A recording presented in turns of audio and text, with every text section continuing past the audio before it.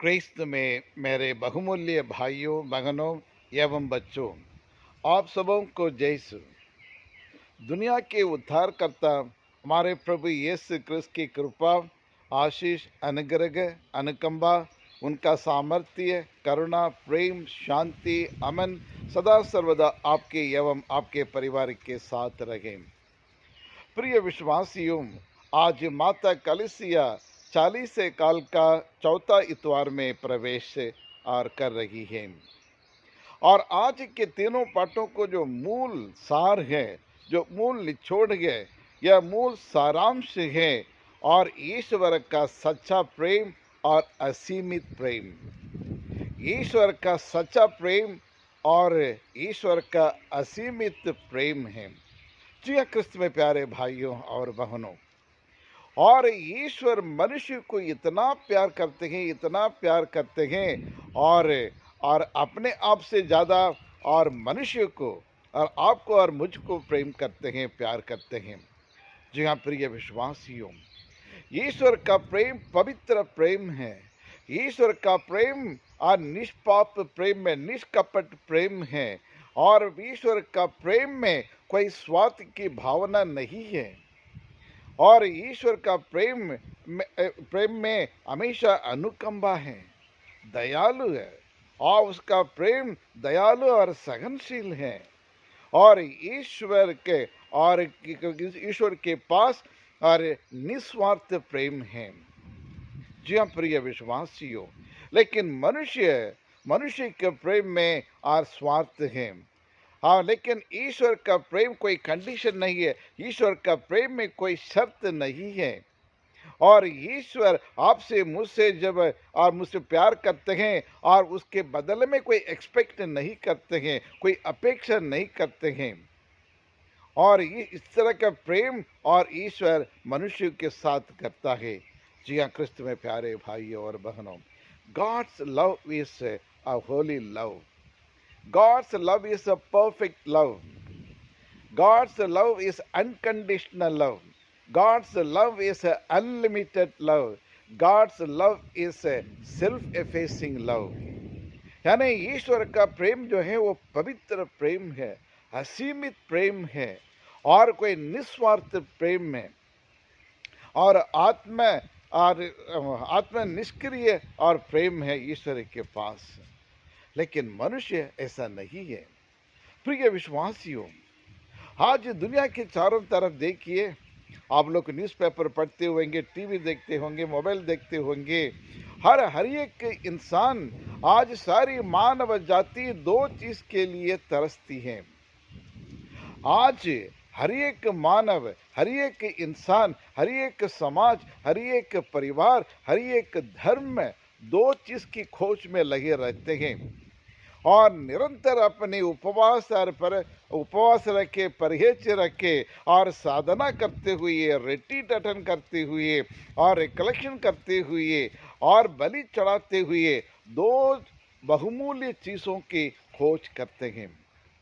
आज हर एक इंसान वो दो चीजों के लिए तरसते हैं, तलाश करते हैं। क्या है वो दो चीज? एक है निस्वार्थ प्रेम, द अनसेल्फिश लव। यानी निस्वार्थ प्रेम के लिए आज इंसान और तरस रहा है, तड़प रहा है, हर जय पे कोशिश करता है। और दूसरा है शांति। मन में शांति चाहिए, परिवार में शांति चाहिए, बिजनेस में शांति चाहिए, रिश्तों में शांति चाहिए, समाज में शांति चाहिए, धर्म में और ये शांति चाहिए, कलिसिया के समाज में, सभा में शांति चाहिए। यानी हर तरह, हर वर्ग कर जाति के लोग आज ये अमन शांति प्राप्त करना चाहते हैं।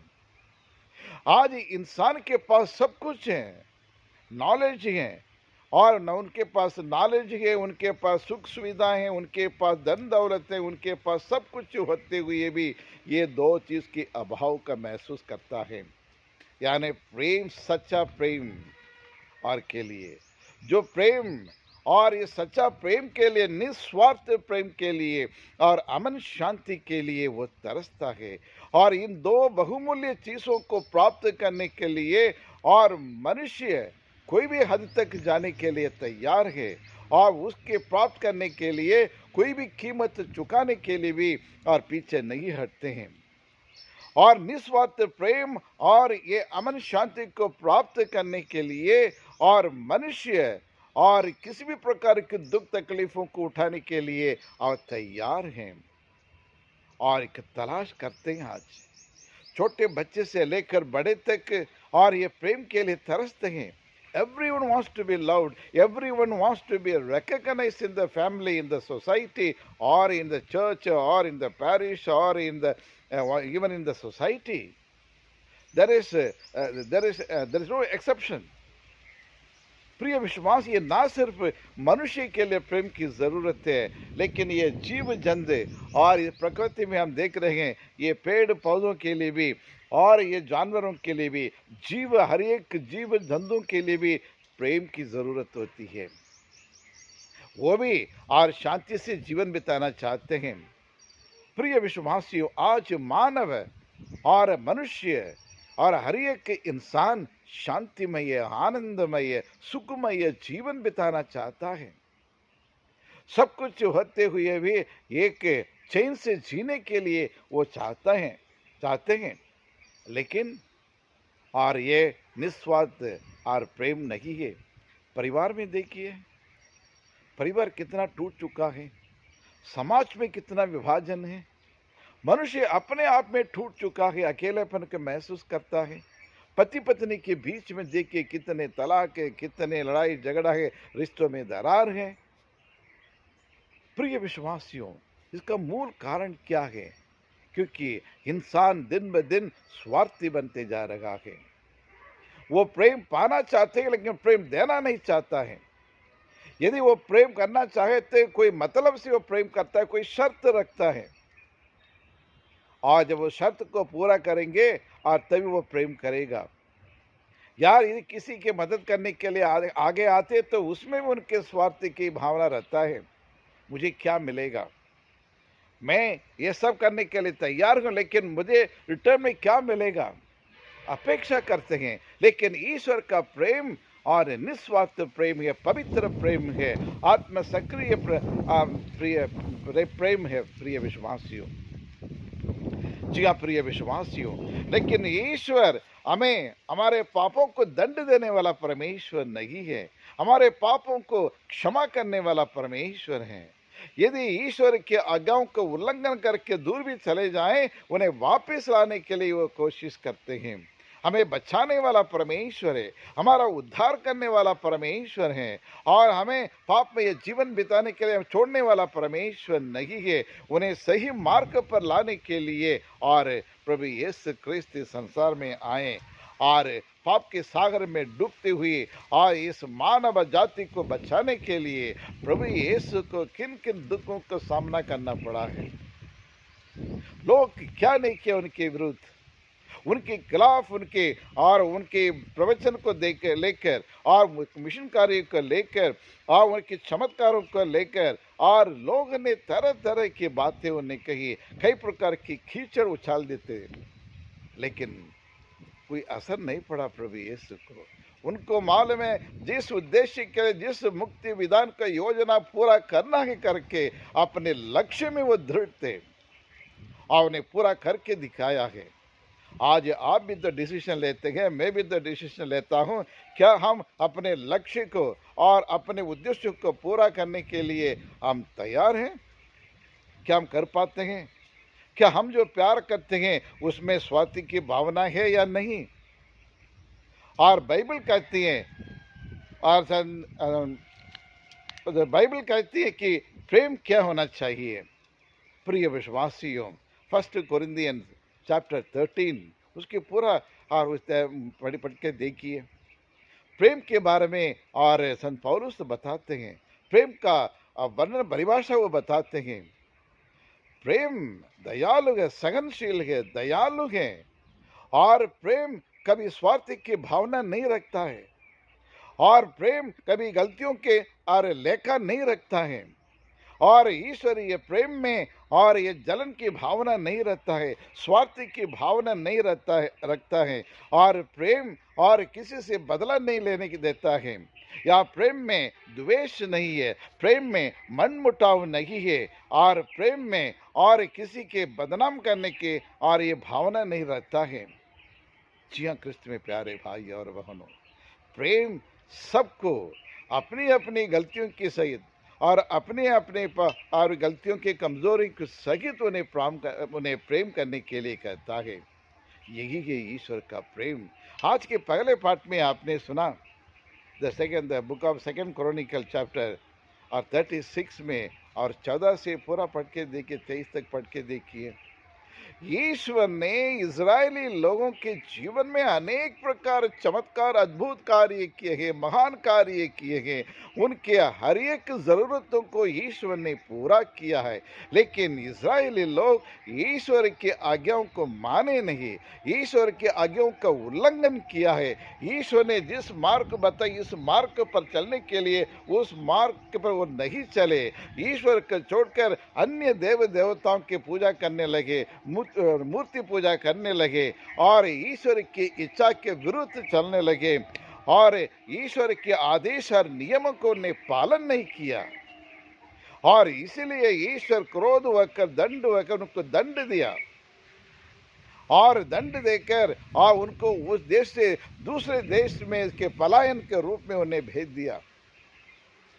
लेकिन जब लोग, इजरायली लोग अपने पापों के लिए प्रायश्चित किए, अपनी गलतियों को स्वीकार करने लगे, मन फिराव करने लगे, और ईश्वर से अपने पापों के लिए, गुनाहों के लिए, कुकर्म के लिए माफी मांगे, तब सीरुस राजा के द्वारा उन्हें वापस अपने देश में लेके आए, और फिर वहां जेरूसलम मंदिर को उन्हें और उसका एक बनवाया, और वहां एक आनंदमय सुखमय जीवन बिताने लगे। ईश्वर ने इजरायली लोगों के सारे पापों को, गुनाहों को उन्हें क्षमा किया।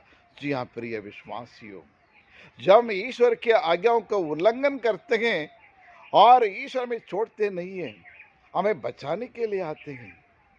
आपने पाप किया है, ईश्वर की इच्छा के विरुद्ध पाप किया है, इसलिए ईश्वर आपको नरक में जाने के लिए नहीं छोड़ता है, या शैतान के चक्कर में फंसकर नाश हो जाए, विनाश हो जाए करके छोड़ता नहीं है। जब हम अपनी गलतियों के लिए सच्चे हृदय से, सच्चे मन से विलाप करते हुए, रोते हुए, बिलखते हुए जब हम प्रभु के पास लौट आते हैं, वो हमें अपने बाहों में समेटने के लिए तैयार रहते हैं, और उस प्रेमी पिता के समान, उड़ाव पुत्र के पिता के समान वो हमें वापस गले लगाने के लिए, फिर से और उस प्रेम को पुनः हमें देने के लिए, और अपने पुत्र पुत्री के रूप में हमें स्वीकार करने के लिए बेसब्री से इंतजार करते हैं। यही हमारा दयालु परमेश्वर है, प्रेममय परमेश्वर है। अरे इसी के द्वारा प्रभु यह कहना चाहते हैं, मैं प्रेमी पिता हूं, क्योंकि हमारा ईश्वर कौन है। और आज के सुसमाचार और पूरे बाइबल का निचोड़ है, पूरे बाइबल का निचोड़। यदि पूरे बाइबल को एक शब्द में हम कहें और इसको समराइज करें तो एक शब्द प्रेम है। असीमित प्रेम, और ये अनलिमिटेड लव, अनकंडीशनल लव, कोई उसमें कंडीशन शर्त नहीं है। आप पापी है तो मैं प्रेम नहीं करूंगा, तो मेरे विरुद्ध चलने वाला है तो मैं प्रेम नहीं दूंगा, ऐसा कोई भेदभाव नहीं रखते हमारा परमेश्वर, हमारे प्रभु यीशु क्रिस्त। और इसलिए आज के संयोगन सुसमाचार अध्याय 3 और 16 में देखे, ईश्वर ने संसार को इतना प्रेम किया, ईश्वर ने संसार को इतना प्रेम किया कि उसके लिए उन्हें अपने एकमात्र और पुत्र को अर्पित किया है, जिससे और आपको और मुझको एक नया जीवन मिले, हमारा जीवन नष्ट ना हो जाए, हमारा जीवन विनाश ना हो जाए। और इतना ही नहीं, और आगे कहते हैं आपको आनंद जीवन प्राप्त होगा। यानी प्रभु यीशु क्रिस्त के संसार में आने का मूल उद्देश्य क्या है प्रिय विश्वासियों? हमारे प्रभु यीशु ख्रिस्त जब मनुष्य ने और आदि आदि माँ बाप ने जब ने ईश्वर के विरुद्ध पाप किया है, ईश्वर का नाता तोड़ दिया था, ईश्वर की आज्ञाओं का उल्लंघन किया, और तब भी ईश्वर ने श्राप नहीं दिए और उन्हें वापस लाने के लिए योजना बनाई और पुनः उन्हें वापस और पुत्र के रूप में, पुत्री के रूप में स्वीकार करने के लिए संसार पर मनुष्य धारण करके आए। हमारे सारे पापों के गुनाह को ने क्षमा किया अपने खून बगा कर, और हमारे हर एक के पापों को, कुकर्मों को, गुनाहों की और उस पाप की दाग को मिटाने के लिए प्रभु यीशु को अपने 6.5 लीटर खून बहाना पड़ा। उनके हर एक और बूंद खून के हर एक बूंद से आपकी और मेरी सारी मानव जाति के पाप धुल गए हैं। हमारे खातिर उसको कुचल दिया गया है, हमारे कुकर्मों के कारण, हमारे पापों के कारण कुचल दिया गया, छेदित किया गया है, और इतने सारे कोड़े खाने पड़े ताकि आपको और मुझको शांति मिले, आनंदमय जीवन मिले, निरोग जीवन बिता सके। और अपने घावों द्वारा आपको बचाया, मुझे बचाया, हमें चंगाई उन्हें प्रदान किया है और करते रहते हैं। जी हाँ प्रिय विश्वासियों, और इसलिए आज का सुसमाचार बतलाता है प्रेम, और जिस प्रकार ईश्वर में निस्वार्थ प्रेम करते हैं उसी प्रकार हम एक दूसरे को प्यार करना चाहिए, शांति बनाए रखना चाहिए। प्रभु यीशु क्रिस्त का इस संसार में आने का मतलब है, और मनुष्य को बचाने के लिए, पापों से बचाने के लिए, हमें आनंद जीवन दिलाने के लिए, और इस शैतान के शक्तियों को कुचल लाने के लिए, मृत्यु पर विजय पाने के लिए, और जीवन का अधिपति बनने के लिए, और प्रभु यीशु क्रिस्त मनुष्य धारण करके हमारे बीच में आए। आज हमारा कर्तव्य क्या है? चाहे आप अब एक क्रिश्चियन हो सकते हैं, एक सिस्टर हो सकते हैं, और एक आम आदमी हो सकते हैं, या पुरोहित हो सकते हैं, या बिशप हो सकते हैं, और एक पास्टर हो सकते हैं, लेकिन आज क्या एक क्रिश्चियन होने के नाते क्या मुझ में निस्वार्थ प्रेम है? क्या मैं मेरे प्रजा को, मेरे लोगों को, मेरे परिवार को, समाज को, जहाँ भी हम कार्यरत हूँ, क्या वहाँ निस्वार्थ प्रेम को मैं निस्वार्थ प्रेम में करता हूँ, या फिर मतलब का प्रेम या कंडीशनल प्रेम करता हूँ? ये बहुत बड़ा सवाल है हम सबों के लिए। लेकिन अक्सर हम अपने स्वार्थी के लिए प्रेम करते हैं। We want to be loved, but we don't want to love others. We want the other person to love as I want. आज हर क्षेत्र में धर्म हो या विवाहित जीवन क्यों ना हो, हर जगह पे सेल्फिश लव हम देख रहे हैं। इसलिए वहाँ शांति नहीं है, करुणा नहीं है, दया नहीं है, अनुकंपा नहीं है। लेकिन आज हमारा परमेश्वर और यही चाहते हैं, फिर से हमको याद दिलाते हैं, जिस प्रकार मैंने आप लोगों को प्यार किया वैसे एक दूसरे को प्यार करो, एक दूसरे की गलती को माफ़ करो, किसी से बदला मत लेना, अपनी पोजीशन के लिए, अपने पावर को, अधिकार के दिखाने के लिए नहीं, सेवा करने के लिए। Humble yourself, don't be exalted of your whatever that you have. और यही प्रभु यीशु क्रिस्त आज हमें एक संदेश देते हैं, ताकि हम कुछ ही दिन के अंदर प्रभु यीशु के दुख, मरण, क्रूस मरण और के द्वारा और पुनर्जीवित प्रभु यीशु का त्यौहार मनाने जा रहे हैं। इसलिए हम किसी के विरुद्ध जो हमने पाप किए हैं, किसी के जीवन को कुचल दिया है, और उन सभी गलतियों के लिए ईश्वर से माफ़ी मांगे। हे सर्वशक्तिमान पिता परमेश्वर, हम आपको धन्यवाद देते हैं, आपकी आराधना करते हैं। प्रभु, हम आपको जानते हैं, आप किस प्रकार का ईश्वर है, आप प्रेमी पिता हैं, आप ये उद्धारक हैं। प्रभु, आप हमें बचाने के लिए संसार में आए आप प्रभु, और इसलिए हम आपको कोटि कोटि धन्यवाद देते हैं। स्वर्ग और पृथ्वी, आकाश और धरती की सृष्टि करने वाला परमेश्वर है, और सूर्य चंद्रमा की सृष्टि करने वाला परमेश्वर, नदी नालों को सृष्टि करने वाला परमेश्वर, तेरी स्तुति हो, तेरी आराधना हो। हर एक जीव जंतु के, पेड़ पौधों को सृष्टि करने वाला परमेश्वर, हम आपको धन्यवाद देते हैं। और सभी प्राणियों से सबसे अधिक प्यार करने वाला परमेश्वर, सभी प्राणियों को से ज़्यादा प्यार मनुष्य को करते हैं प्रभु, उसके लिए हम आपको धन्यवाद देते हैं प्रभु। Man is the crown of the creation, इतना बड़ा पद देने के लिए हम आपको धन्यवाद देते हैं और तेरी सुमिरन करते हैं, तेरी वंदना करते हैं प्रभु। आज इस समाज में, क्रिस्तीय समाज में कितने विभाजन हैं, अनेक प्रकार के विभाजन हैं, भेदभाव हैं, अपने स्वार्थी के लिए और दूसरों को जीवन को हम प्रभु हम मर्डर कर देते हैं और उसके बदनाम करने के लिए अनेक प्रकार की कीचड़ उछाल देते हैं। ये प्रभु इन सब प्रकार की बुराइयों की भावनाओं को दूर करते हुए सच्चा प्रेम हमें प्रदान एक दूसरे को करने के लिए हमें शक्ति दे, बल दे। परिवार में जहाँ पति पत्नी के बीच में जो दरार है, जो फूट है, उन्हें दूर करे, आपसी प्रेम बना रखने के लिए कृपा प्रदान करे।